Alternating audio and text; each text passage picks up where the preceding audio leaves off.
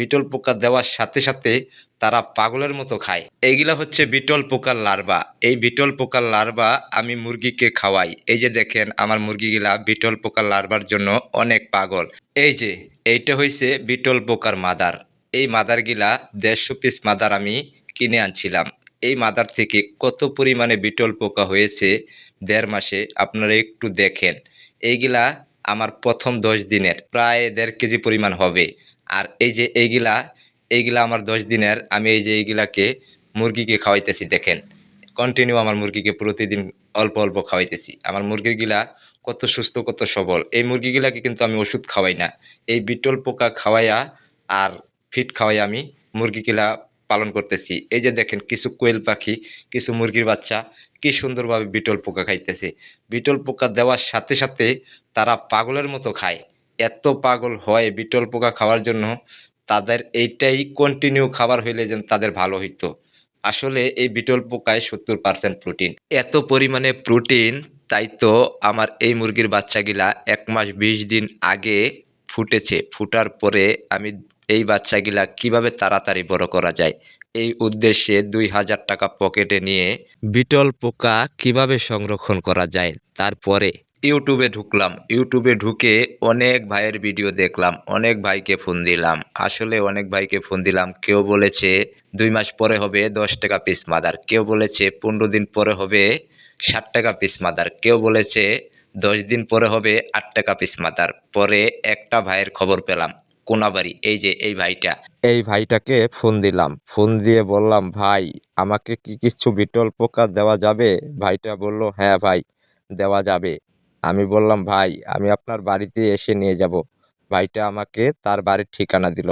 তারপরে আমার ছোট ছেলেকে নিয়ে তার বাড়ির উদ্দেশ্যে রওনা হলাম। আমরা কোনাবাড়ি যেয়ে ভাইটাকে ফোন দিলাম। ফোন দেওয়ার পর ভাই বলল, ভাই এমুক জায়গায় আসেন।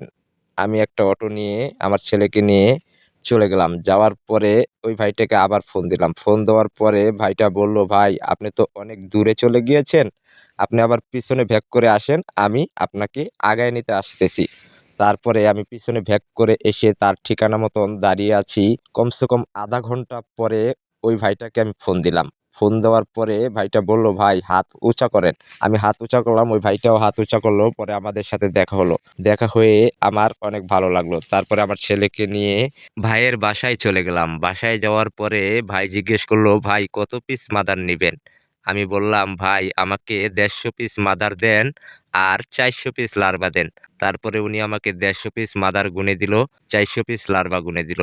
এগুলা নিয়ে ওনার কাছ থেকে বিদায় নিয়ে আমি চৌরাস্তা আসলাম। চৌরাস্তা এসে ২০০ পিস কাপ সংরক্ষণ করলাম। ২০০ পিস কাপ সংরক্ষণ করার পরে আমি আবার বাড়িতে চলে এসেছি। বাড়িতে এসে এখান থেকে আমি ২০০ পিস বড় বড় লার্ভা বাছাই করলাম। বাছাই করার পরে এই ২০০ পিস লার্ভা আমি কাপের ভিতরে রাখলাম। রাখার পরে এই যে ৪০০ পিস লার্ভা এনেছি, এইখান থেকে আমি ১৫০ পিস পিউপা পেলাম।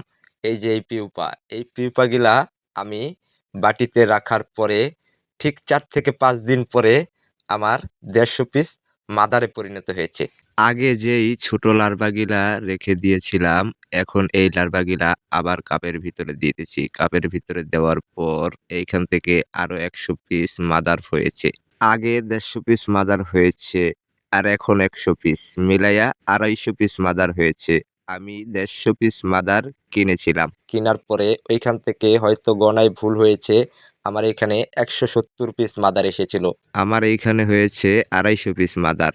২৫০ পিস আর ১৭০ পিস, সর্বমোট ৪২০ পিস মাদার। কত পরিমাণে লার্ভা তৈরি হতে পারে আমি আপনাদেরকে বলবো।